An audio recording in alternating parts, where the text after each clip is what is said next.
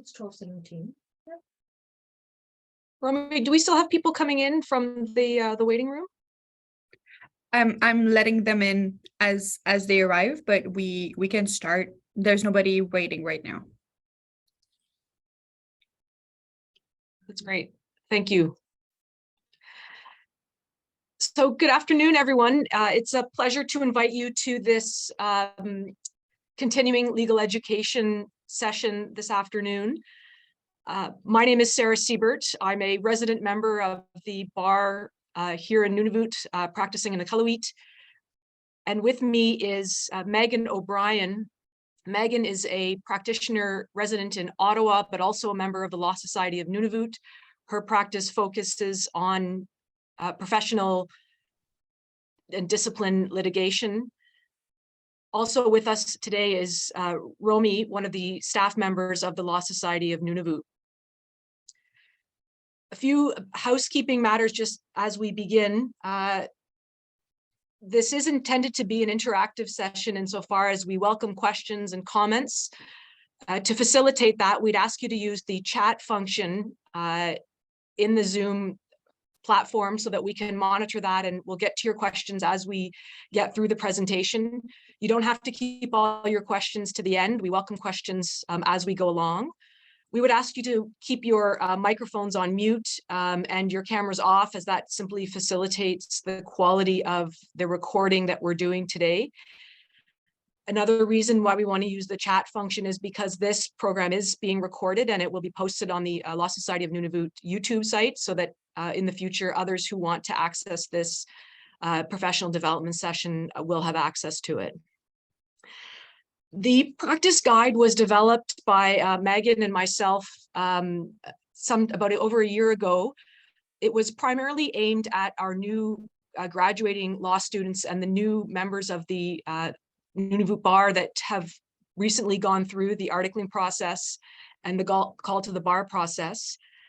The guide is intended to be a resource for members of the Law Society of Nunavut. It's intended to be a refresher and a reminder, and today's session is intended for that as well. Even though the guide is primarily aimed at our newer members, it's always helpful to have an opportunity to review our professional obligations, some practice management tips, looking at wellness, and also simply looking at some tips on how to address the issues around our practice that aren't necessarily the black letter law and the specialization.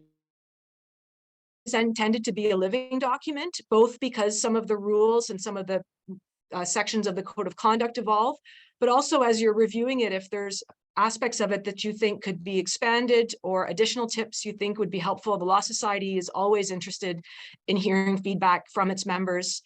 So please feel free to email the info email and provide that information, and we'll certainly take it into account as the next versions of the practice guide are developed. The guide itself, though, is not intended to introduce new standards. It is intended to be more of an overview.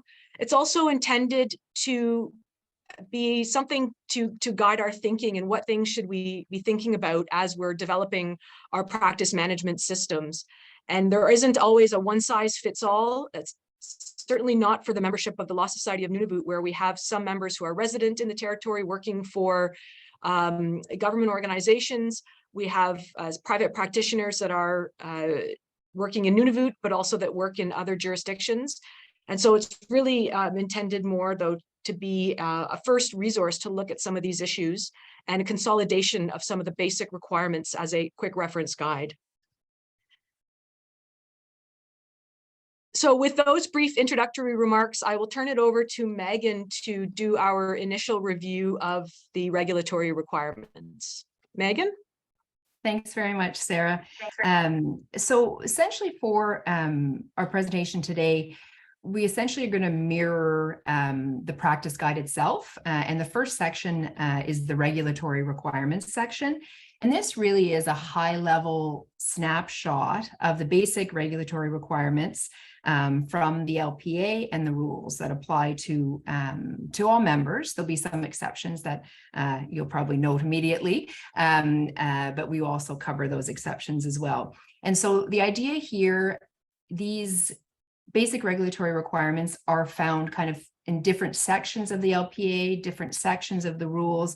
So the idea here was to consolidate them all in one spot, just for ease of reference. For many of you who've been in practice for a while, some of these things will be obvious, but for the newer members in particular, we thought it would be a good idea to kind of have them all consolidated here. So the first one is quite basic, but surprisingly, it's missed by some every year, and it's the annual membership renewal.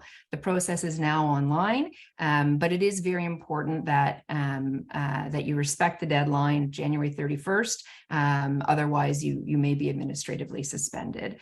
The second basic regulatory requirement is, unless you're exempted, you do need to have, when you're in active practice, professional liability insurance.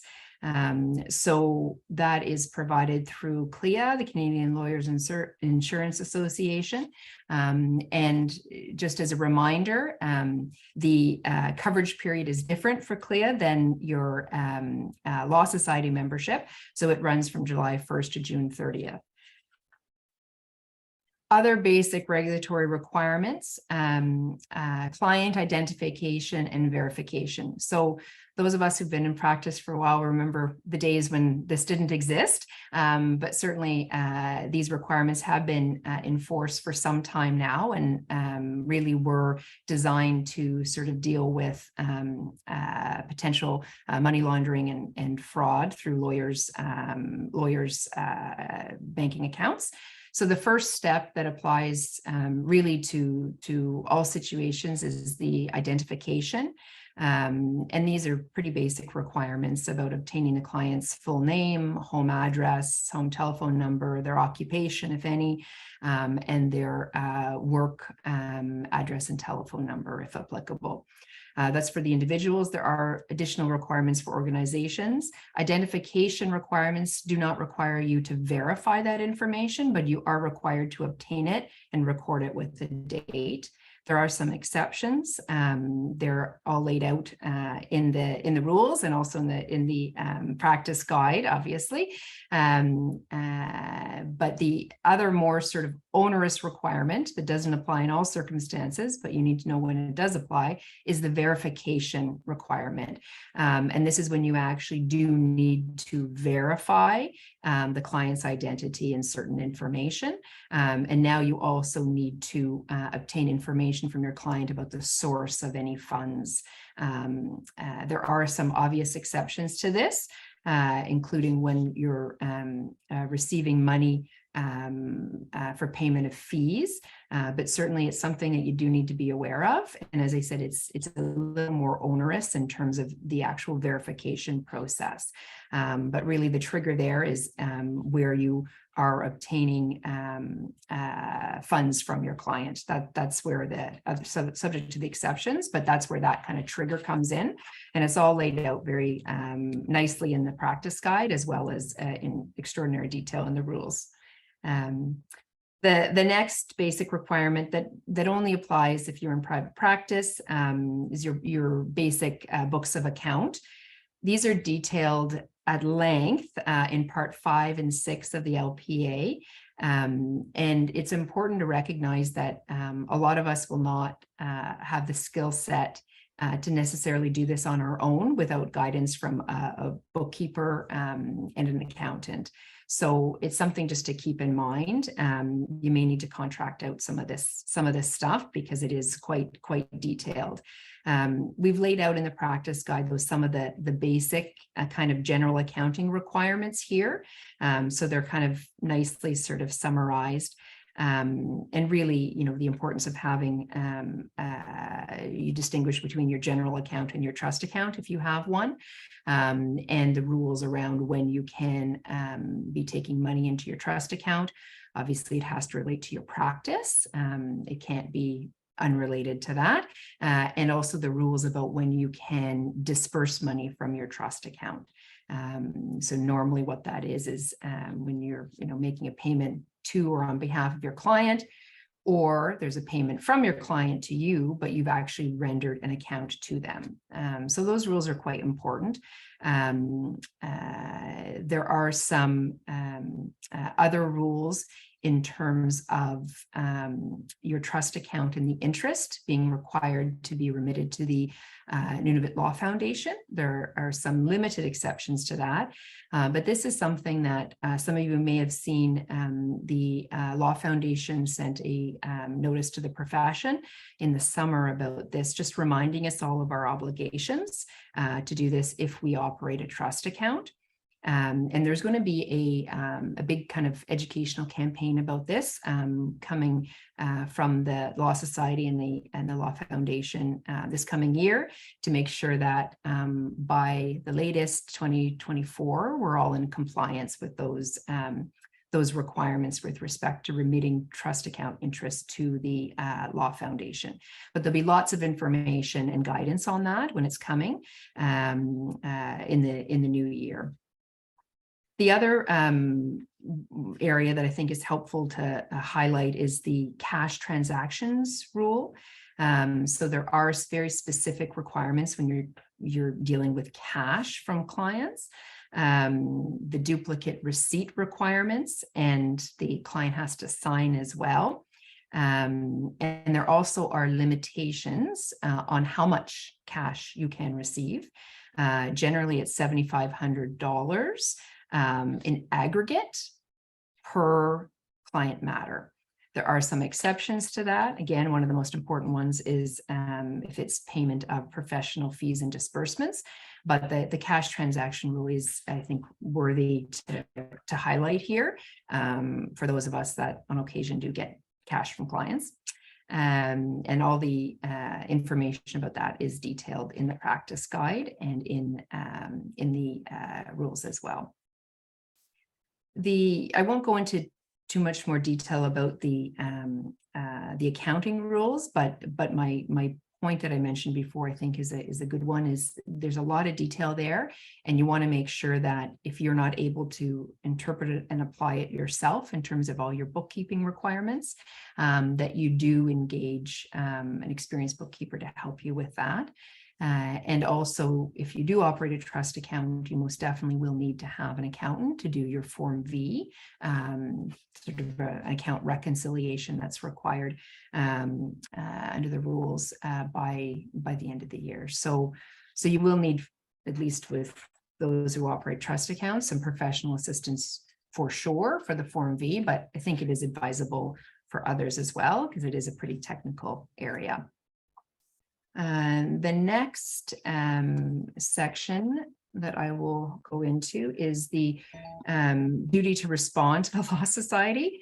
This may seem obvious, but the Code of Professional Conduct makes it clear that you must reply promptly and completely to any communication from the Law Society.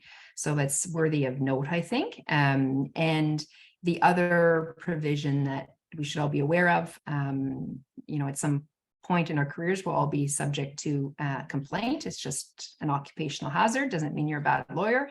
But if you are the subject of a complaint investigation, you are required under the LPA to answer any questions and provide any records that are requested that are relevant to the investigation. So just important to highlight that. I think we go to the next slide here, Romy. Yeah, I can take over for that Perfect. part. Just a That's really great. brief Thank you. overview of the requirement to have 12 hours of CLE per calendar year.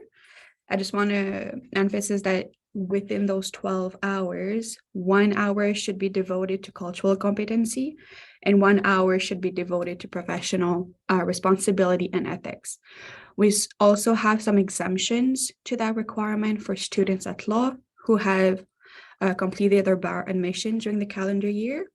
New members that are already member of another law society that joined the law society during the calendar year, then they will only need to report on 1 hour per calendar per month that they have been a member of the Law Society of Nunavut. There's also an exemption for lawyers that are unable to complete for different reasons. We have a list of reasons on our website, including parental leave or sickness. We have 11 types of activities that you can see on the screen right now. And each of them have a maximum of hours that you can log in. And for the reporting of those hours is through your online portal, through the renewal form. And you will see the CLE report, and you'll be able to simply report your CLE activities right there.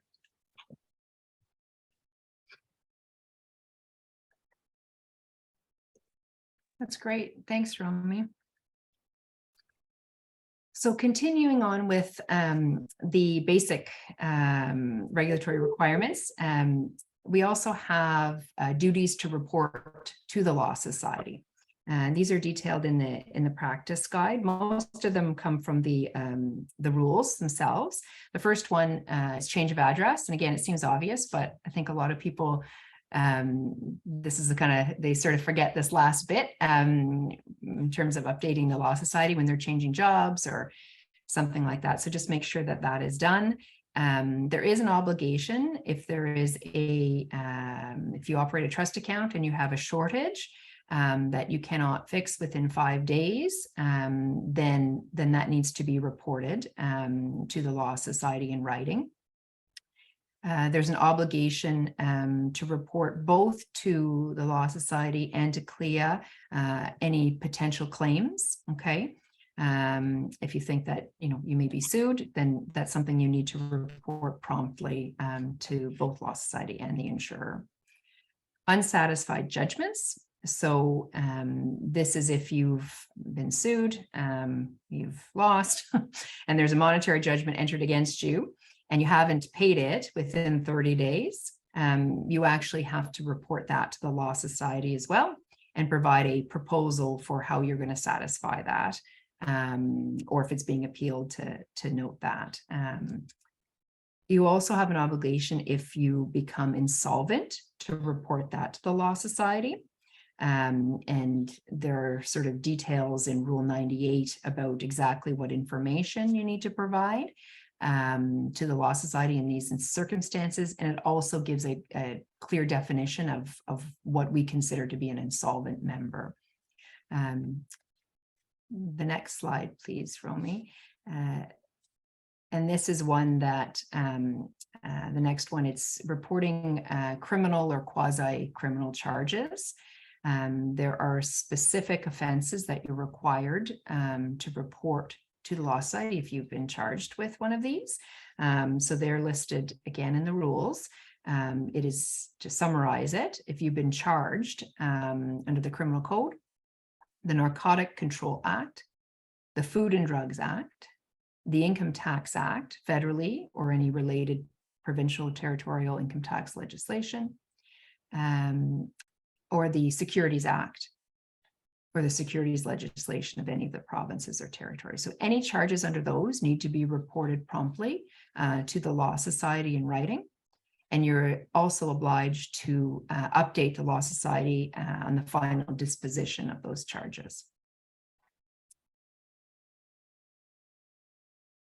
Now, there also are obligations under the Code of Professional Conduct to, in certain circumstances, report others to the Law Society. So by others, really, we're talking about our colleagues. And this is a very, it's a very difficult area. If any of us have ever been faced with a question of whether this is something we need to report, and certainly it's something you probably want to get some advice from.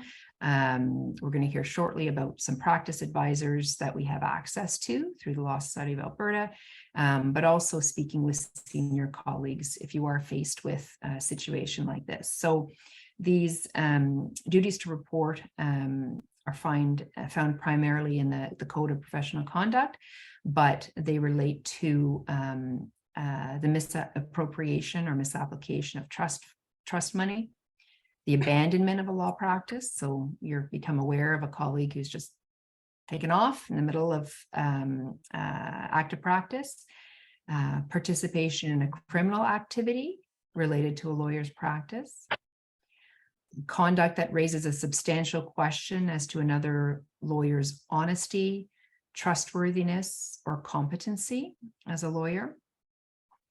Conduct that raises a substantial question about the lawyer's capacity to provide professional services. So capacity here, we'd be referring to health concerns. And finally, there's an obligation to report to the Law Society any situation in which a lawyer's clients are likely to be materially prejudiced. So obviously, everything I described above probably meets that test, but this is sort of a final kind of catch-all obligation. So again, these are really, really vexing questions and ones we should take seriously. I don't think anyone, should be, making reports to the Law Society about colleagues lightly, but certainly these are obligations that we do need to keep in mind that we have. And obviously it goes to the Law Society's fundamental duty to protect the public. So they are important obligations. And certainly if you are in the unenviable position of having to consider a duty to report, definitely those two resources I mentioned would be good ones to access.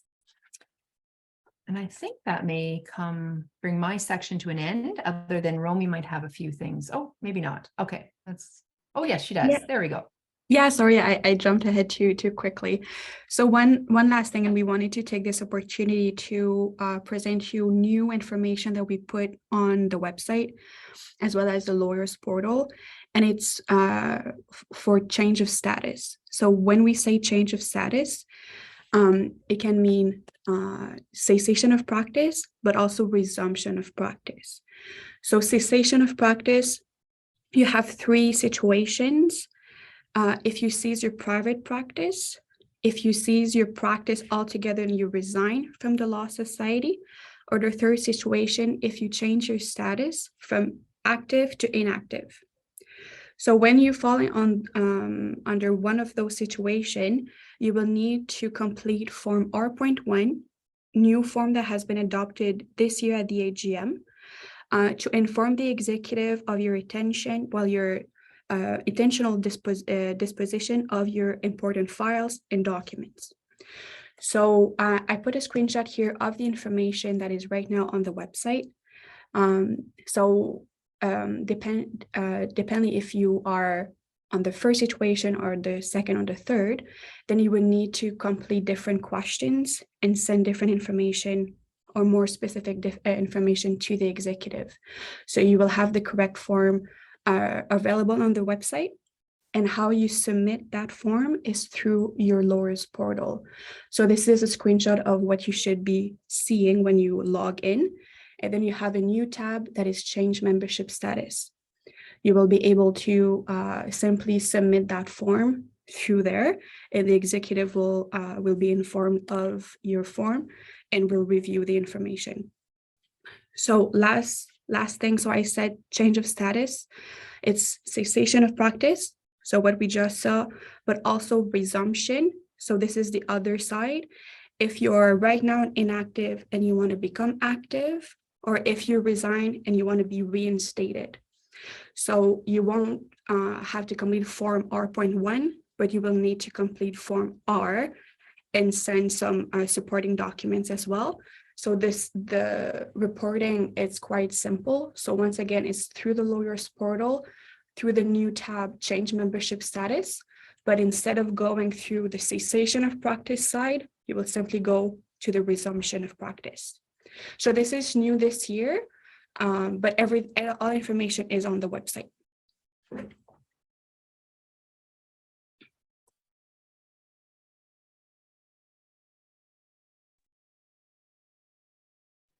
Thank you, Romy. I don't see any questions in the chat on the first portion of our presentation today, but if something occurs to you as we go along, please feel free to use it.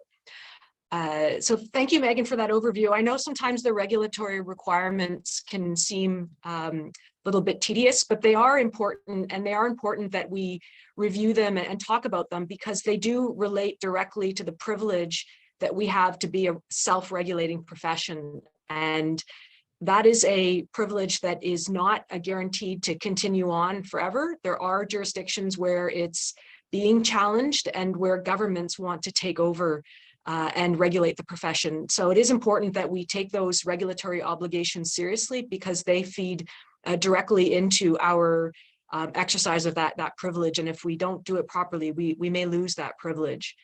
And on the issue of the client identification, that is an area where the Federation of Law Societies of Canada is active. And in the spring, they will be developing some online tools to take you through and provide some fact scenarios and online teaching about all those rules, because while they're set out, they can sometimes be difficult to understand, especially when you're starting your practice. So that's another resource that you can look to help understand those rules and those rules sometimes as they evolve when new standards are adopted.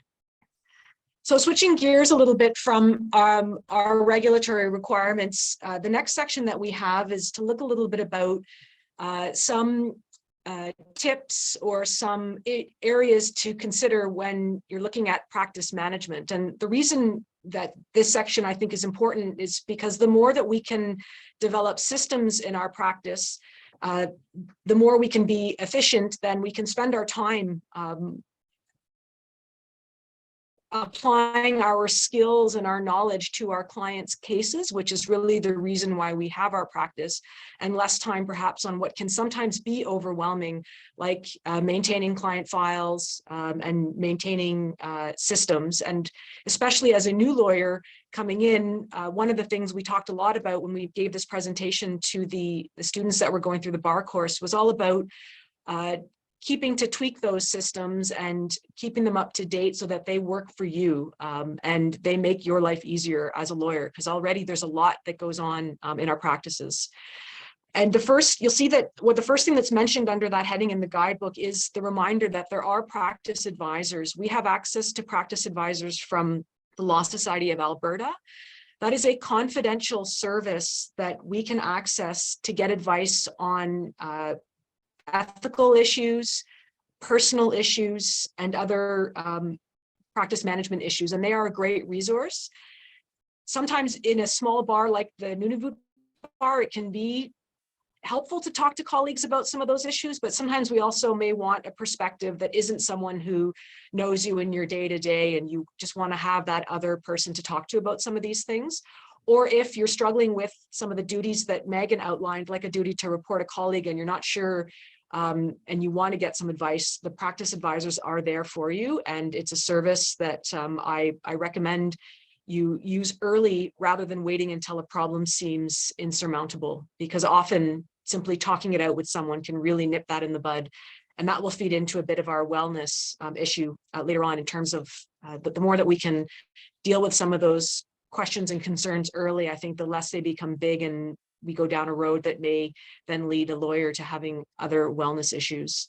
And of course, for the protection of the public side and from the Law Society's side, some of these practice management tips also help lawyers not end up having complaints, because a lot of complaints stem from some systems that have fallen apart within a lawyer's practice.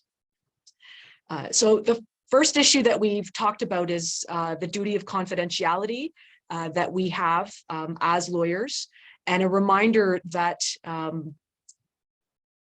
in private practice, you need systems to ensure that you keep that information confidential, which can be sometimes challenging in a small bar where people are all aware of who's working on which cases, but it's simply a reminder that we owe a strict duty of confidentiality to our clients, and that may mean that you need to implement procedures in your office. If you share an office, that may mean that you need to turn your mind to that issue and how are you protecting your client confidentiality. It also comes up when we think about IT, emails, do we have systems in place to make sure in a world where information sharing is immense that we're maintaining that client confidentiality.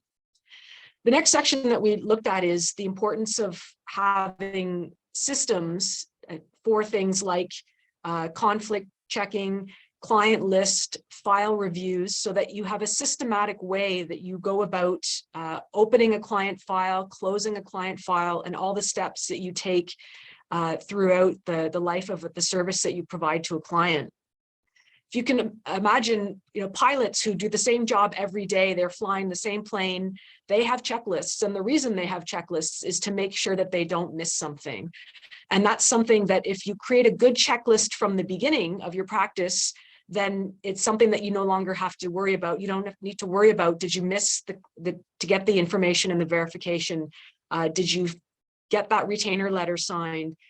Did you make sure that you diarized important dates? So with those checklists, you can put that out of your mind a little bit and know that you trust your checklist, use your checklist, and then you can focus on the work that needs to be done.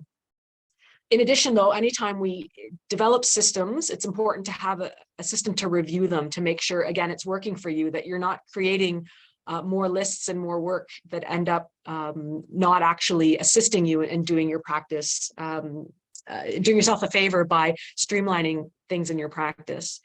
We've also talked about in retainer letters. Those are very important to have that down on paper, especially when you may be doing a limited retainer to your client, or you decide not to take on the retainer, so that, again, that's part of the client communication piece, but having a very clear understanding of what your fees are, what the expectations are from your client, and then also what is the scope of work that you've agreed to do.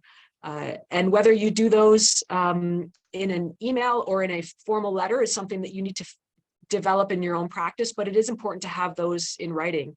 And again, that's an excellent type of document where you should have templates. So you're not reinventing the wheel every time, but it's part of your checklist and you know which retainer letter you need to pull up. Diarizing or calendaring is also very important given the number of deadlines that we have. And again, it's about developing that system. What works for you? Is it a paper diary? Is it an Outlook diary? As new lawyers, when we start watching other lawyers and figure that out, what someone who maybe is very efficient and has a good diarizing system, how did they do it?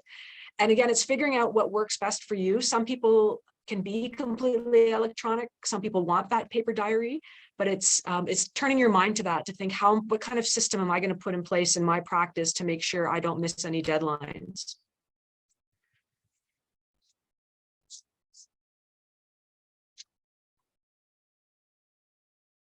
The next section that we talked about, again, is using checklists, workflows, templates, and precedents. And again, that's can be a challenge if you're a sole practitioner in a small jurisdiction, because you may not have access to a firm's worth of templates or precedents, but it's something that you should figure out a way in your practice to develop that bank for yourself and potentially share it with some of your colleagues if you practice in association.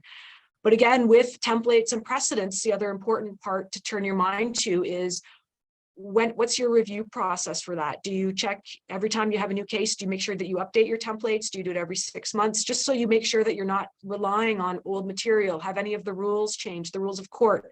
Have any of the limitation periods changed? And so again, it's just a reminder that as you develop how you manage your practice, because it is a very personal thing, what works for you to manage your practice, but just turning your mind to, what templates do you want to have in place, and when are you going to think about updating them? Hi, Sarah. Marie here. You mentioned at the beginning we could just jump in if we had a question. I tried to raise my hand, but anyways, is it okay if I just add a little comment right here?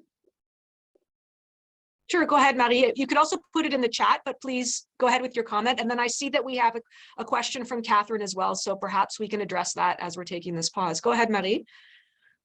Okay, anyways, yeah, just on that diarizing, calendaring, and checklists and workflows. I mean, I think that would be worth even one whole CPD in and of itself, and to share best practices and that. And I know it's personal, and what works for one person doesn't necessarily work for another. But and it doesn't only apply to lawyers, but we're held at just a different standard, you know, in terms of keeping track of all of these things. And in this day and age where it's just an email overflow, information overload, you know, it's I think we're all grappling with how to manage these things. But as a lawyer, there's a lot more pressure, you know, to really keep track of everything. So I don't know. Even if it were to be an informal coffee between lawyers to share what types of to-do like systems that people use, I think that would be helpful to just share that kind of information with each other, or best practices, or any. It could warrant a whole other session in and of itself, it seems. Thanks. Yeah, no, absolutely, Marie. I think that's a really good point, and I think that speaks to as well the I think what we've lost, and what some of the new lawyers that have come into the profession during the COVID time have lost, is that tradition of sitting around and talking, and you can talk about those things like diarizing and templates and asking for precedents. You know, that's, you know, meeting at the library, at the courthouse, or in the hallway, or in the barrister's lounge. That's a great place to have those conversations. And I think those are traditions that we should try to bring back, and to take that time to talk to each other about and observe what works for someone. If someone's extremely organized, it's to go in and ask them, you know, how do you do it? How do you balance all that? Because that's usually, you're right, the best tips come from sharing that information. So I think your point is very well taken. And I think it's a reminder that we've gotten to this place where we're doing a lot of things virtually, and we don't get together as much, but there's value to that. And I'm hoping that as we move into the post-pandemic phase, we will get back to those opportunities to share that information, because that's where a lot of, you know, it's the practice of law, and a lot of that comes from observing, learning, and sharing. Absolutely. And I think, you know, you've got a great point, Marie, about, you know, having something informal where people can share ideas. Because I know for myself, my kind of current practice management is definitely shaped from those discussions, especially when I started out my practice with different lawyers, and I had the benefit of working at a large firm. So I was able to work with a lot of different people and see all of their different practices. But what was, I think, common with everyone is that no one ever actually talked about it. Like, you had to sort of like, just, you know, you'd see someone doing it a certain way and you'd kind of look into it, but it really wasn't formalized the same way that you might sort of have a chat with a colleague about a substantive legal issue. Like, I think the practice management, you sort of just absorbed it. And so I think it is a great idea to have that sort of more kind of informal sharing, to kind of give that opportunity for people to absorb what other people are doing, and maybe take some ideas and tweak things. And yeah, I think that's a great idea.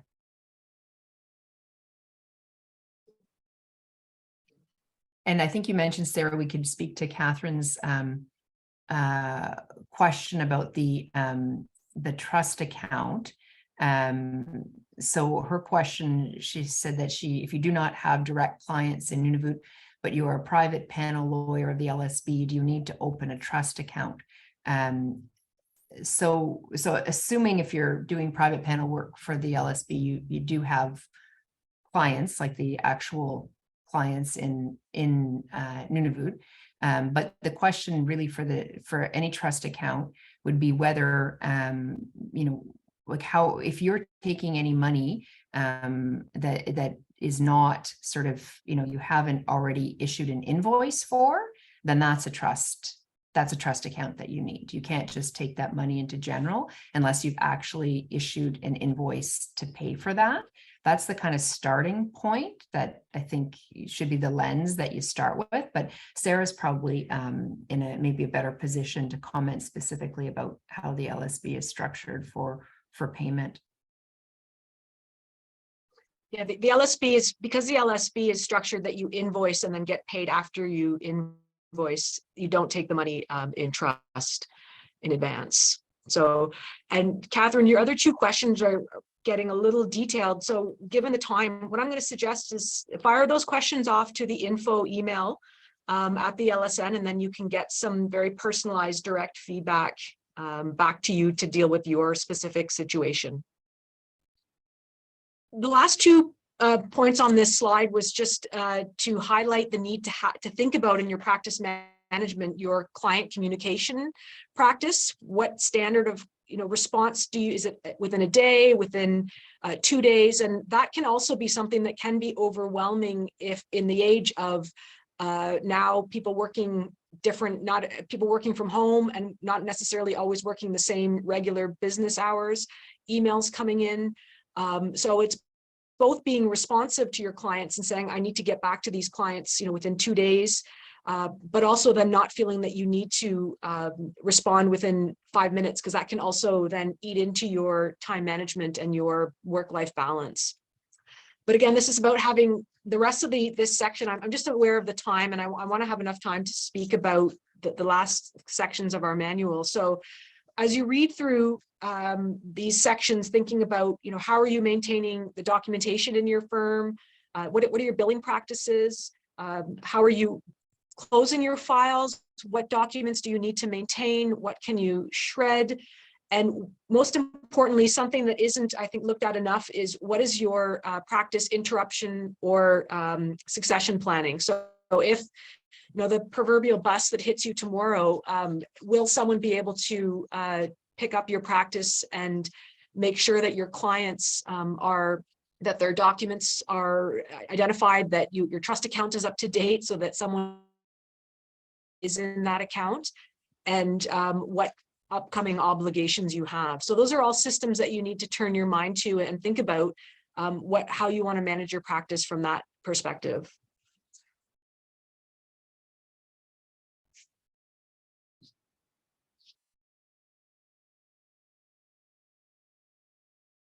So I think we can jump to the next slide again, Romy. That's great. And I'll speak very briefly to this information technology. And so, the code professional conduct requires us to practice, to provide service rather that is efficient. And there's no escaping it. No matter how old you may be in this day and age, you cannot practice law efficiently without having some IT incorporated into your practice. So the question becomes how you want to do that. And certainly this is not something, the Law Society is not imposing specific technology requirements on anyone in terms of what kind of software you have to have or anything like that. But it's just to turn your mind to some of the options that may be out there. There are some that we've listed in the practice guide that are currently available for practice management, different software platforms. Obviously, we're not endorsing any specific one, but we do provide a list of them there, which are essentially Clio, Cosmolex, Ghost Practice, and PC Law. We also provide in the practice guide a kind of a list of some factors that you might want to consider if you are thinking of investing in practice management software. I know I have it, and I swear by it for my practice and our firm's different practice areas for everyone here. But you need to figure out what sort of your priorities are and look at sort of whether the different options that are available meet your sort of wish list of things. So, for example, they don't all have integrated accounting software. So that may be, for me, that was a deal killer. I needed something, I wanted it all integrated. I didn't want to be exporting data into QuickBooks or anything like that. But for someone else who's comfortable with doing that, then maybe that's fine. Whether it's cloud-based or not, that may be a factor for you. And obviously, like the support that's available, how easy it is to use. Most of these platforms, they do give you an initial free trial. And that's something that I would highly recommend if you're considering investing in this, because it is an investment. And that's obviously sort of important factor to consider too, how much you want to spend on this and how much you can spend. And the other area of IT that I think all of us have, I would hope we all have it at this point, is our document creation and management. So by that I mean, what are you using? Are you using Word or Google Docs or Adobe Acrobat or a combination of all of those? You obviously need to figure out what works for you, and also how you're storing and managing those documents, right? Whether that's cloud-based, whether it's just directly on your computer, and what kind of backups you have for that, and how easy it is to find sort of things within your system to whether you need to look at documents in a particular file for that file, or to locate kind of precedents and templates for further files. So some of the practice management software, there's a sync, so you can kind of sync to your document creation and management system.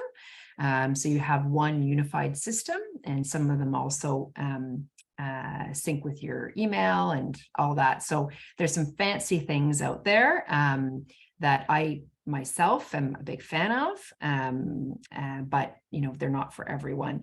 And I think it's important, some people may not be aware that some of the large service providers offer all-inclusive cloud-based subscriptions for your business email, your document creation, and your storage. So one example of this is Microsoft Office 365.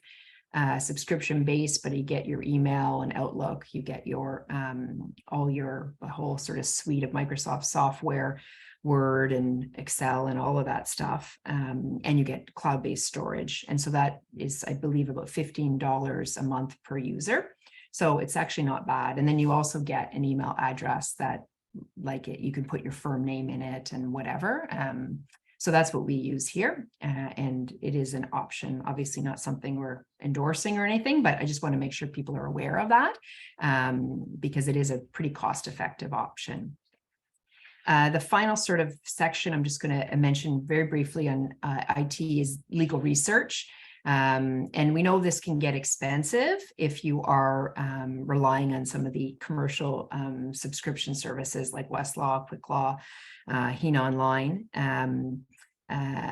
You can sometimes negotiate with those providers, though, if it's something that you are interested in, especially if you indicate that you're looking at one of their competitors. Westlaw and Quicklaw are infamous for this, so you may get a better deal than as advertised if that's the route you want to go. Also, Canly is really a pretty incredible resource, as I think probably most people here on this meeting are aware of, and we pay for it. So through the Federation. So I think it's important to know that that's out there, and they have a lot of different, very specific databases. I sometimes, even though we pay for Westlaw, my first point of research is Canly, just because I find it extraordinarily user-friendly. Some other options, just to be aware of, the Nunavut Court of Justice Law Library, and the manager of the Court Library Service and the services that they can provide there for you. Another one that I became aware of in the last couple of years, free resource, the Law Society of Ontario. If you go on the Law Society website, they've got they call it the Great Library, but they have free public online access to a lot of full text articles and full text CPD materials. So this was quite a surprise to me to find, because those can be really, really helpful, and can otherwise be quite costly if you're actually going to the courses themselves or trying to access the articles through one of the commercial providers. So just a little pitch for that. It's free, and there's a lot out there. And then the final sort of point is just about security. Obviously, we all need to be aware of this, even more so in this day and age. And the Law Society does have guidelines for practicing with new information technology. And we talk about security, passwords, encryption, virus protection, firewalls, and backups. And those sort of security features are also something that you need to be aware of, as they're part of the minimum standards for your CLIA cyber insurance coverage.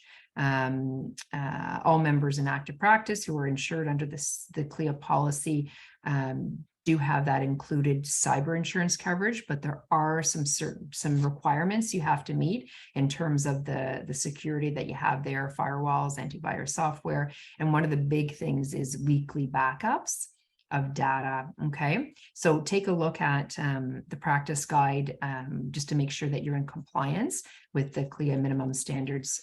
God forbid if anyone has to access their cyber insurance coverage because of a hack, but it's good to know that it's there, and you just want to make sure that you are eligible for it by meeting those minimum standards.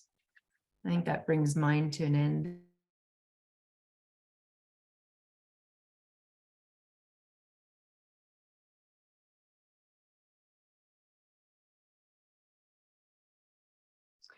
So the next section of the manual speaks to the issue of wellness, and we felt that it was important that this have a section on its own because it is such an important part of the practice of law, both from the Law Society's perspective, because the protection of the public is the primary mandate of the Law Society, and lawyers who are well and who are healthy can maintain the longevity of their practice and serve their clients better.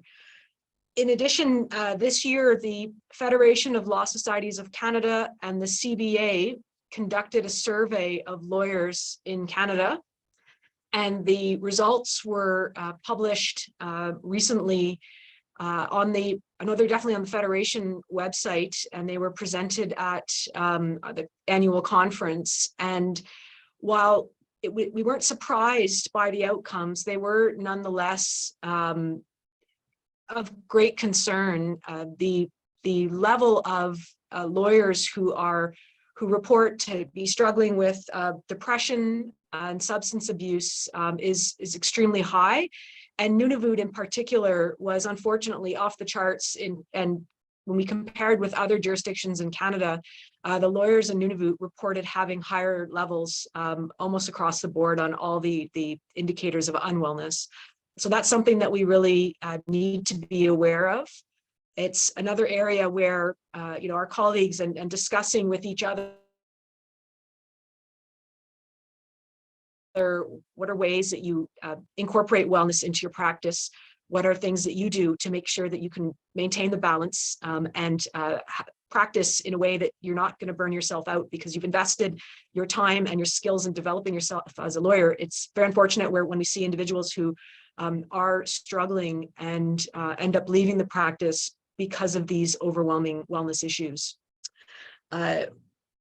There are a number of resources that are out there dealing with the issue of wellness. Some of those that we've listed in the guide. The Canadian Bar Association, the Federation, the Alberta Lawyers Assistance Society, and the American Bar Association also has mental health resources that we encourage you to be familiar with. The other, because we are a small bar, we're familiar with a lot of our members, is to be aware of some of the signs or potential signs and issues, because of course we want to be able to help each other and engage with these issues when they're small and when they're just developing before they become overwhelming. And so it's and this isn't, when we see our colleagues in court, do we see people that seem to be struggling with, sleep, having, changes in their participation in the social life? Are they someone who was previously well organized? Are they suddenly becoming late with their filings? Or you see in their emails that they're more aggressive or terse? Those are all things that you may want to monitor and then either directly with that person or with the friend or colleague of theirs, just check in with them, because that's something that they may not be recognizing how much they're struggling, or having that extra support may be just what they need in order to address the signs that they're having wellness issues. And of course, we're not there to diagnose each other's mental health, but we're simply wanting to be aware of it so that we can either direct them to resources or recognize it in ourselves as well. Nunavut has the Nunavut Lawyers Assistance Program, NULAP, and that's a service that provides confidential counseling and support to Nunavut resident lawyers, our articling students, law students, and their families. And that's a number that is on the back of your membership to the Law Society of Nunavut, and is a service that can provide up to 2 hours of free professional counseling if and when you need it. So we certainly encourage you to use that service because it is there to support us. The other issue is one that I think lawyers aren't always talking about it. I think it's improving though, is that the legal profession is a very difficult profession, and the obligation to feel as though there's so much on your shoulders. It can also be a lonely profession in that if certainly in the criminal defense bar, people are often seen as, especially on the defense side, as lone wolf because you're not part of the bigger structures. And so finding those ways to reach out to people is important. Also being aware of any vicarious trauma that you might be experiencing. Often lawyers are assisting clients that are in difficult situations that themselves are talking about difficult psychological harm they've experienced. Or the facts that you're learning about, or difficult family law case. And absorbing those time after time can certainly build up in anyone. And it's something to be important to be aware of that impact of the vicarious trauma may be having on you, and something that you want to develop your coping mechanisms so that it's not something that ends up overwhelming you. Support for lawyers that are experiencing vicarious trauma is available through the NULAP program. And also in the guide, we've referenced a podcast from Myrna McCallum on this very issue. And her podcast, The Trauma-Informed Lawyer, speaks to some of these issues and how lawyers can recognize that they are suffering that vicarious trauma. There are ways to manage wellness. And of course, this is something that each individual has to figure out a way to balance things in their own life. And it's something as well that may come in ebbs and flows. So there may be times when you're not doing a good job of balancing work and life because you're in a major case. And for that time, it requires your attention 15 hours a day. But what we're hoping with this guide is for people to be aware of wellness so that it doesn't become something that's chronic.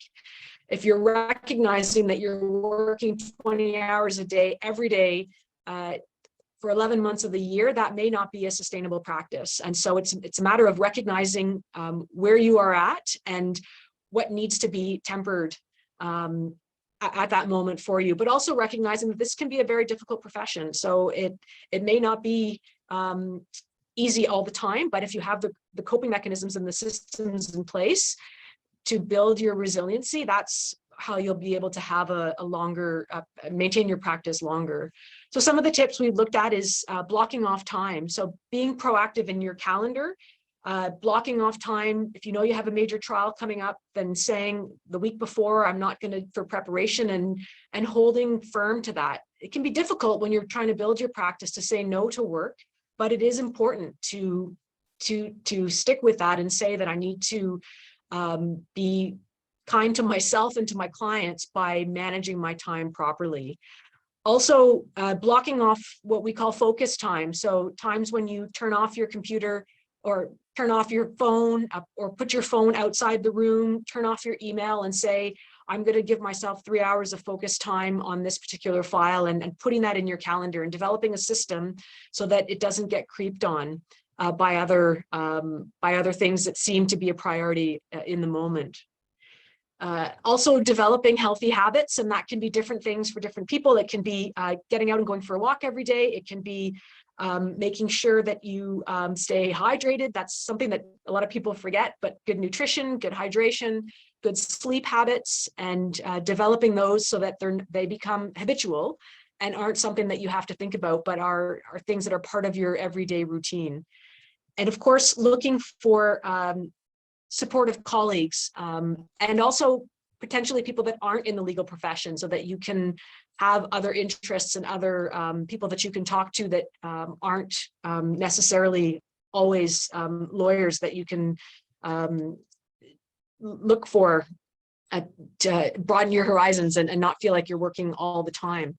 I see a note from Paul Falvo that he is going to be offering a mindfulness for lawyers program starting in the new year. That sounds fantastic, Paul. Those things like mindfulness or meditation are other tools that individuals have used to balance their wellness. So again, this is an area that's people are talking about a lot more. We've seen recently judges, other senior members of the profession talking about the challenges they've had with their mental health and how they've coped with it. It's something that's becoming more and more destigmatized, and that's really important that we talk about it, that we support one another, but ultimately as well that we in our own practice be aware of that and mindful of how we're doing on the wellness scale.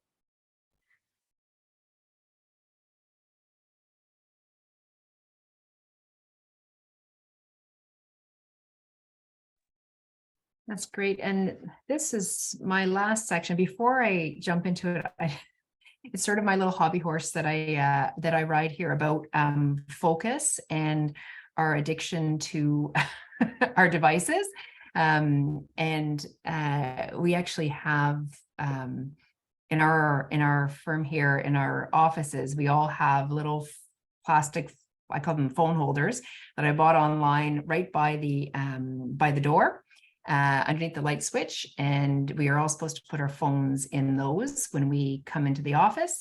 And that I sort of implemented this based on my own issues with focus and just finding myself, constantly you hear even when you turn your notifications off, you still are drawn to your phone in a way that is, I still don't quite understand, but it can be a real destroyer of productivity, and for me also just personal satisfaction.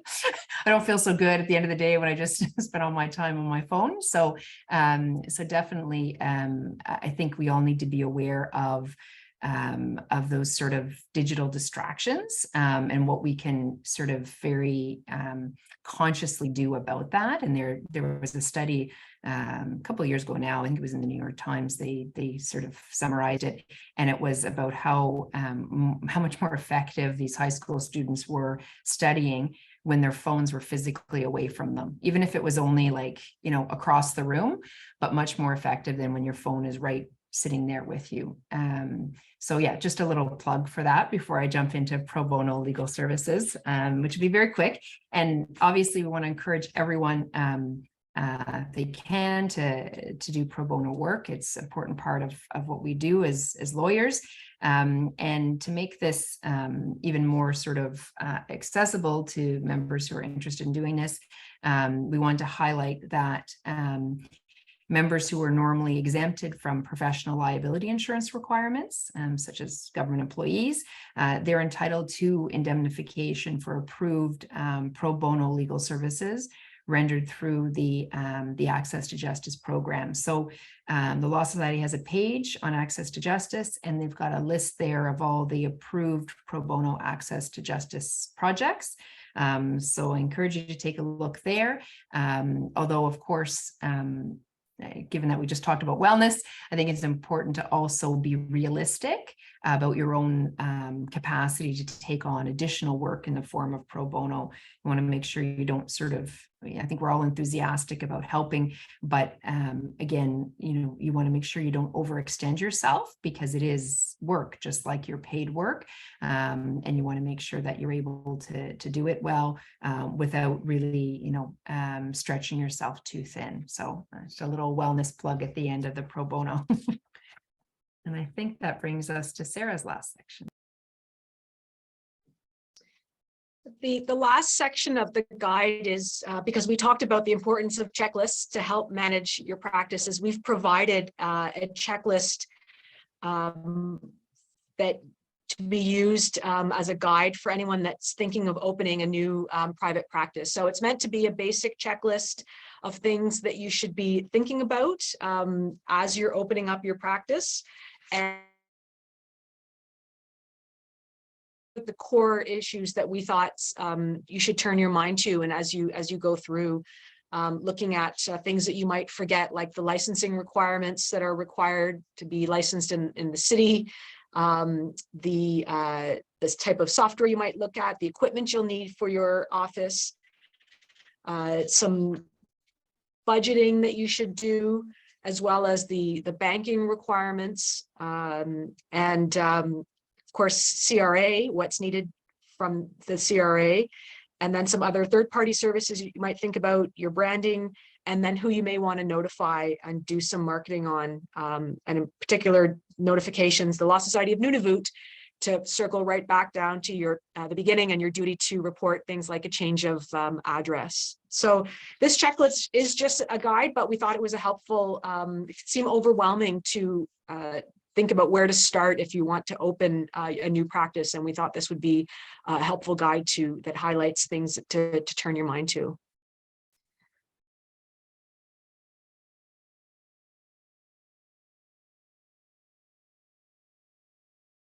So we have a few more minutes. Are there any other questions? You can put something in the chat or unmute yourself and ask your question. You're very welcome to. Any comments? Those are welcome as well.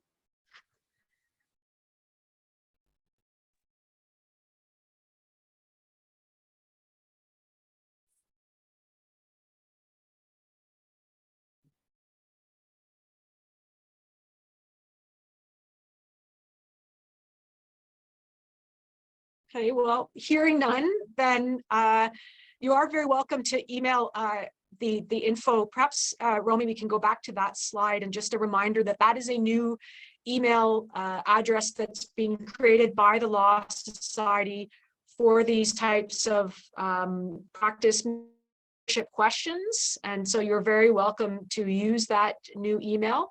And again, if you have any comments on the guide, any suggestions, we're more than happy to receive those from you. So there it is, info@lawsociety.nu.ca.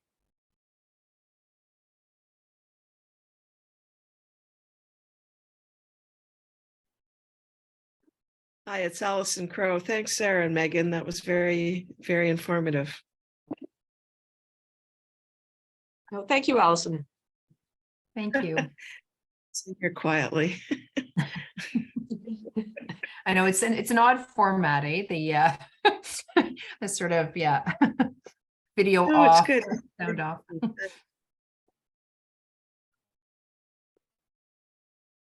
Well, thank you all very much for participating. We definitely appreciate that we had people that were interested in these in the presentation, and the guide is available on the LSN website. So what's that? With the wellness study as well. So if you're looking for stocking stuffers to give to people this Christmas, practice guide. All right, thanks very much. That's great. Thanks, everyone.